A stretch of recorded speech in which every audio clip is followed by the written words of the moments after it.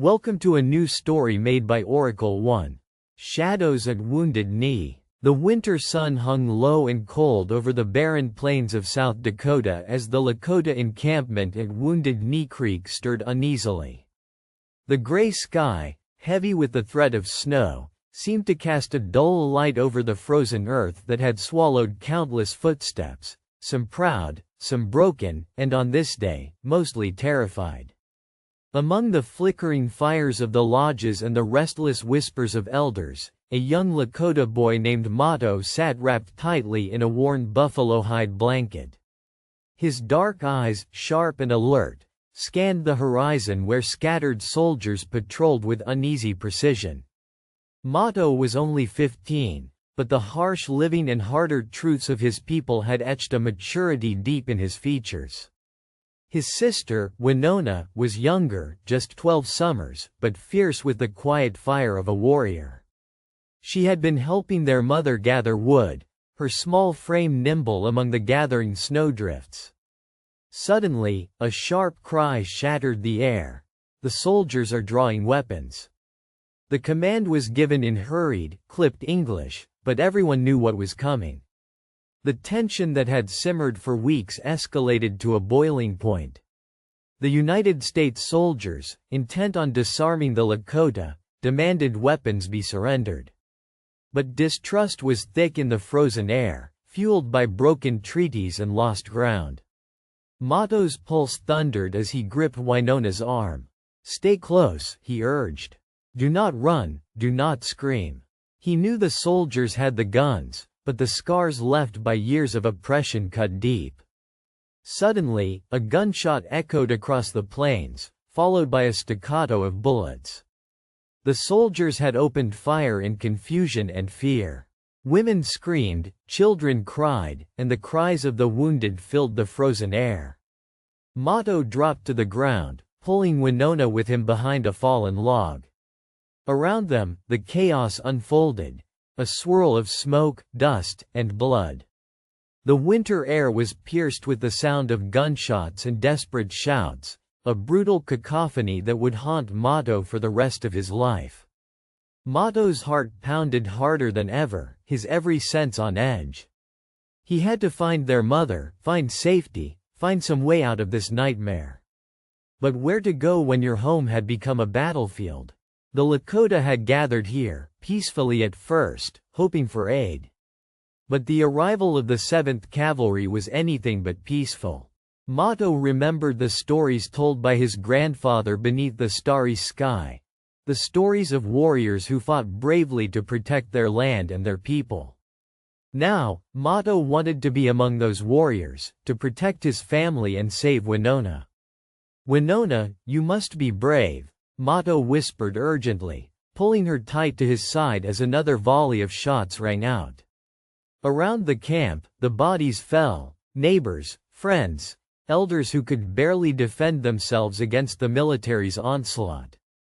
The soldiers fired indiscriminately, their fear fueling a massacre veiled as law enforcement.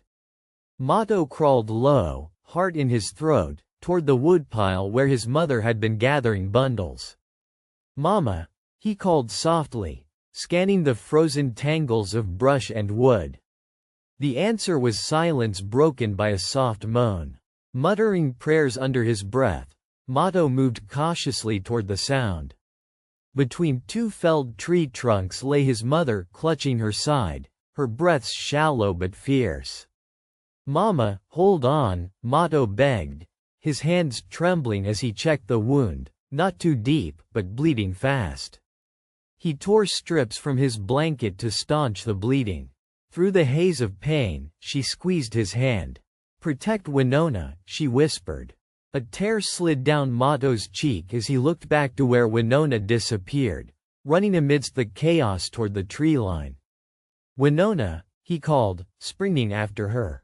Bullets spattered nearby, the air rife with smoke, the cries of the fallen ringing out like distant thunder. Moving as one with the landscape he knew so well, Mato crept through the snow toward the tree line, following the faint figure of his sister darting between trees and fallen branches. Somehow, despite the terror and confusion, Mato felt the weight of his ancestors' strength with him. The earth beneath him was the same earth that has held the bones of countless Lakota warriors, the blood of his people mingling with the soil. He drew courage from that. His sister had not run far. She was hiding behind a pine, her eyes wide with fear but fiercely alive. Mato reached her, pulling her tight into a protective embrace.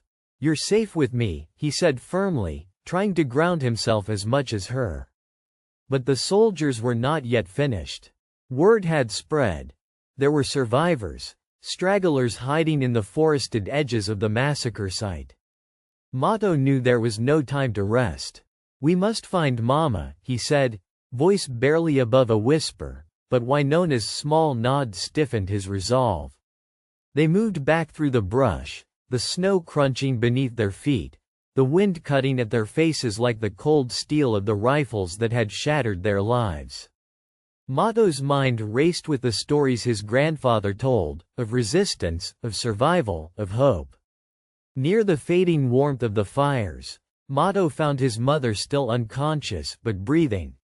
A small group of women and children huddled nearby, survivors, like them, uncertain of what the morning would bring.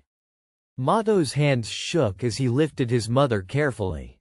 "Keep moving," he urged the small group, his voice filled with authority beyond his years. "We must get away from here before the soldiers return."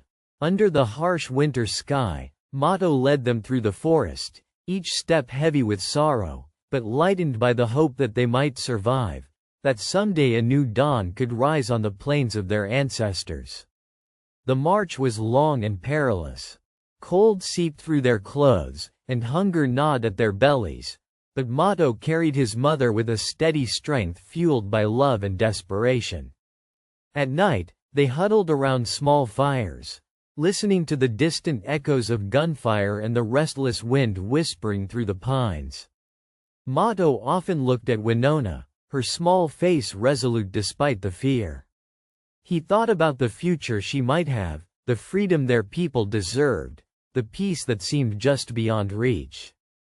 Days later, on the ridge overlooking the valley, Mato could barely restrain a shudder as he looked back to the blackened scar of the Wounded Knee campsite. It was a place of ghosts now, a place where the shadows of the past whispered a warning, a wound in the heart of his people. But Mato swore then, beneath the endless sky, beneath the watchful gaze of the ancient spirits, that he would carry the story forward.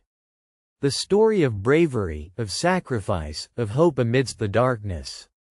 His sister by his side, Mato faced the horizon.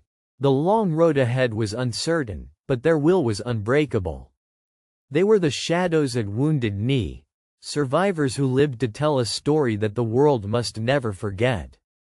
Like and subscribe for more stories.